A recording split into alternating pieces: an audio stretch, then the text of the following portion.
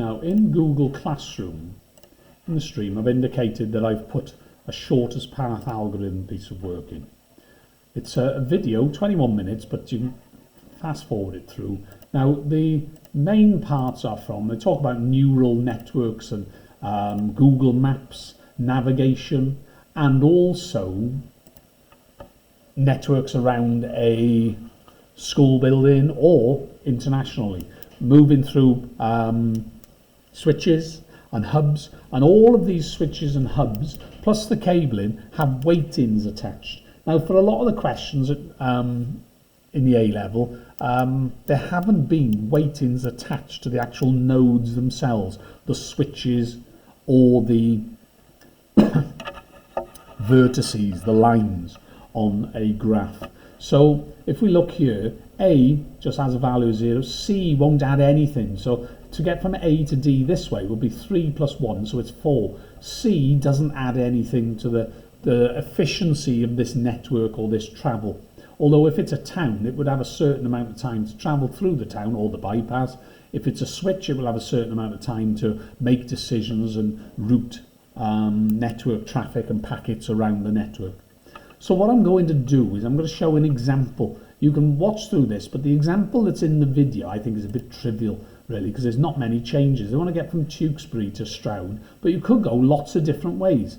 And you go Tewkesbury to Cheltenham, then to Gloucester, then to Stroud, or Tewkesbury straight to Gloucester and then to Stroud, or you could go the other way, down to Cirencester and up to Stroud, and there are other places as well. Depends what the road is, depends how much traffic is on it, and it's the same in a network as well. So how much traffic there will be on it, and it shows this abstraction of the network.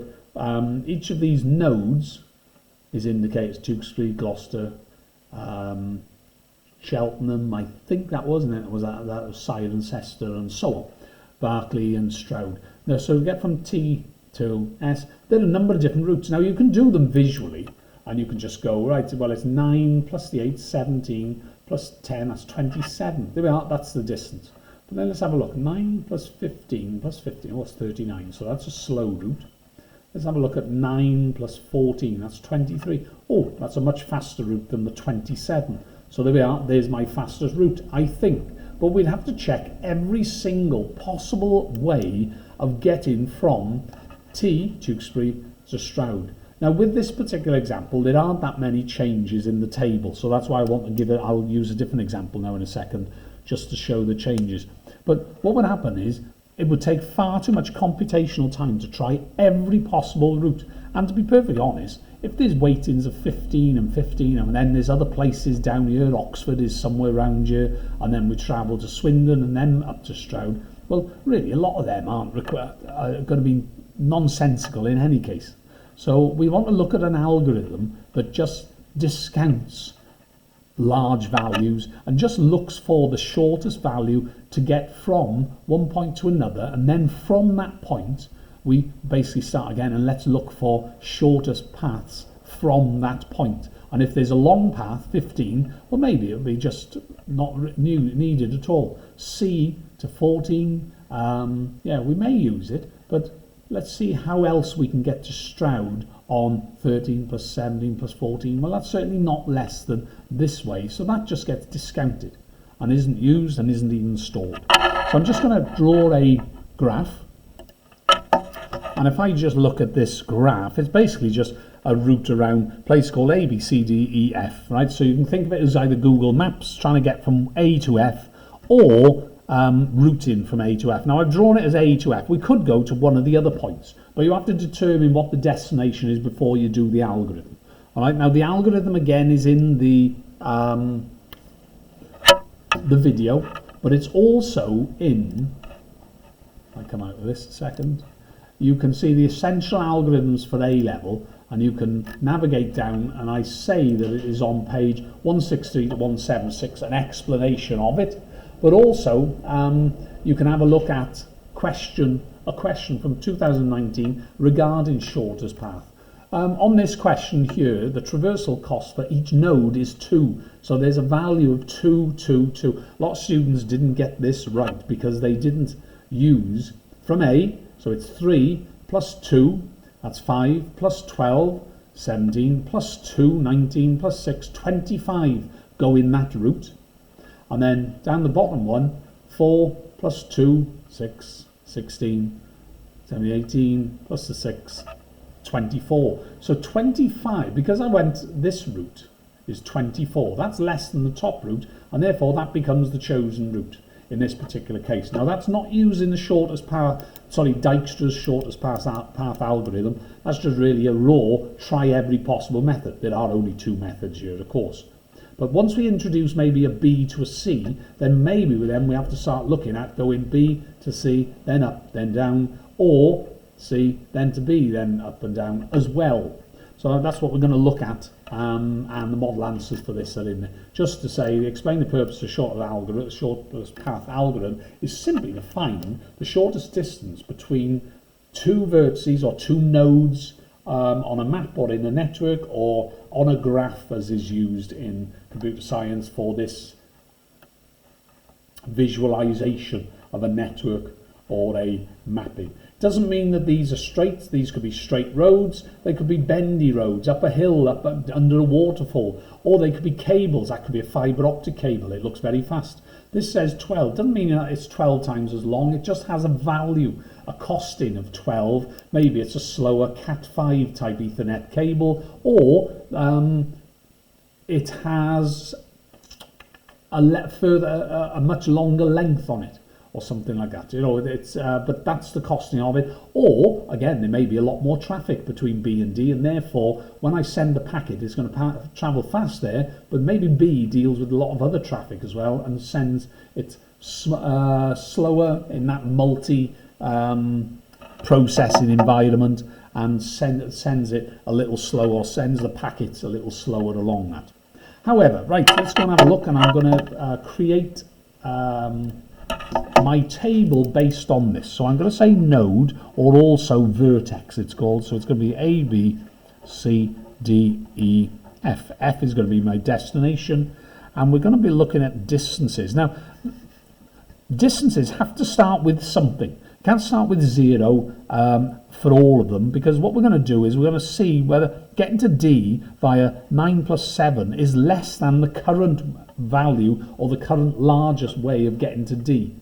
Well, so we've got to start it at a much larger value, not 0, because 16 is never going to be less than 0, so therefore it'd leave them all as 0. So I'm going to put infinity. Python's got a function called, that allows infinity, and I think it's called INF. It's in the maths library, so you could set it to infinity. In Visual Basic, you might have to just add up all the vertices first of all the connections first of all, and then set that as your highest value, or +1 to get your highest value.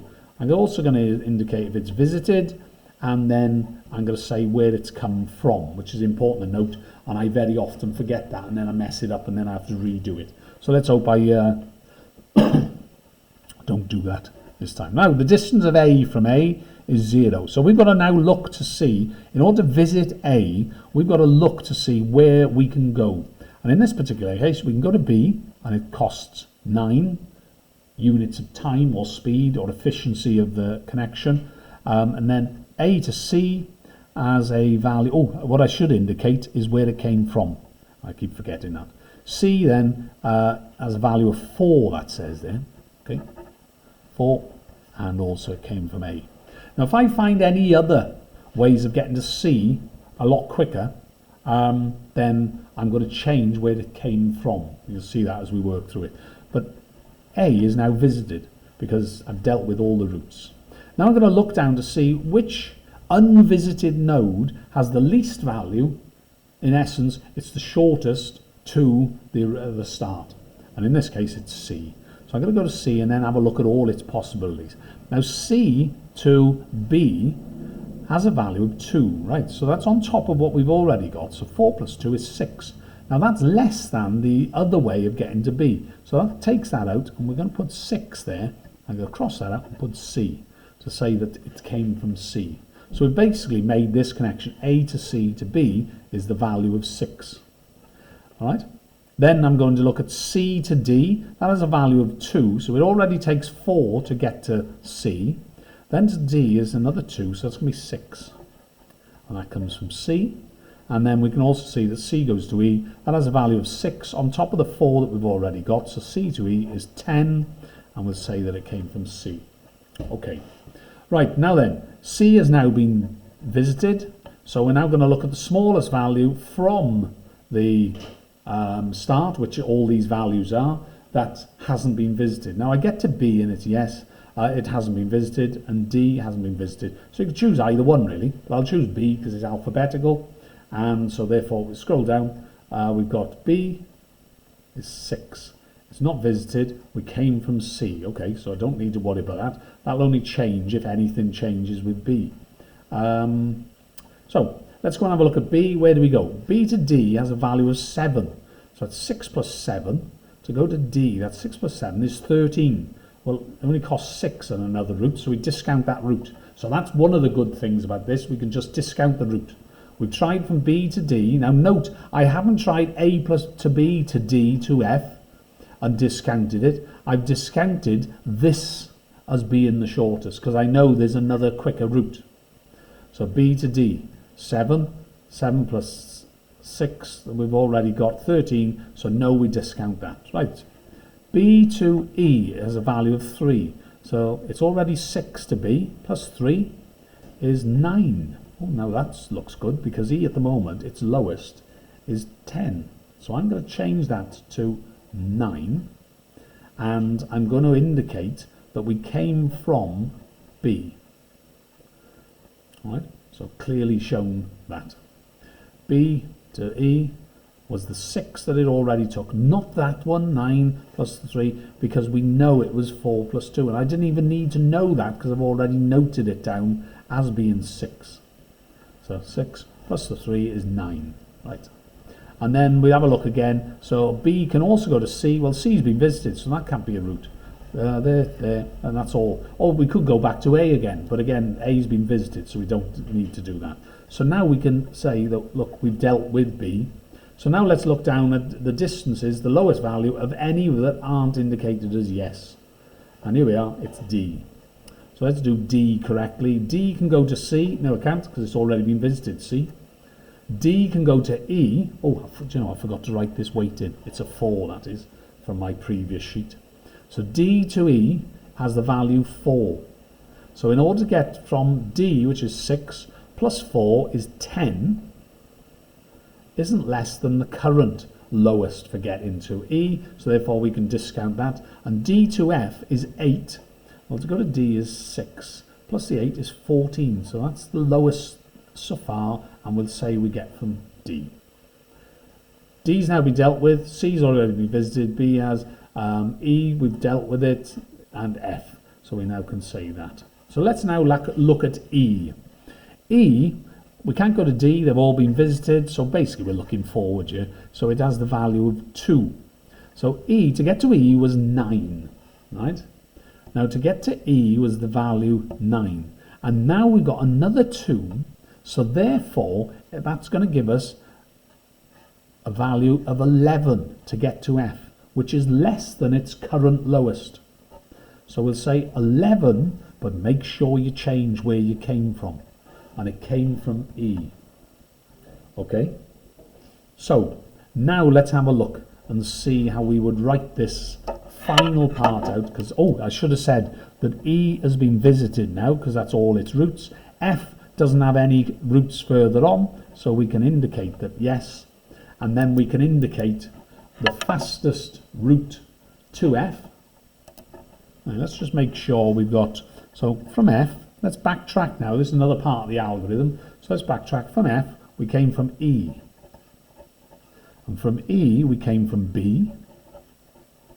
And from B, we came from C. And from C, we came from A.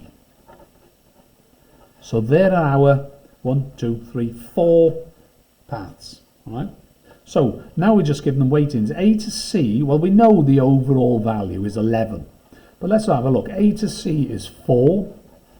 C to B is 2. B to E is diagonal here. That's the value 3. And E to F is the value 2.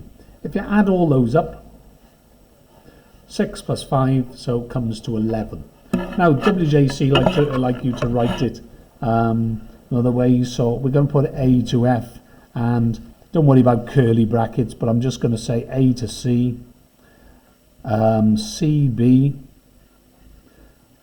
B, E, and E, F. So we put that in there as the root to it. And that's it. Any questions, please email me over the revision time, and quite happy to go through that again or even record another path or route. Okay.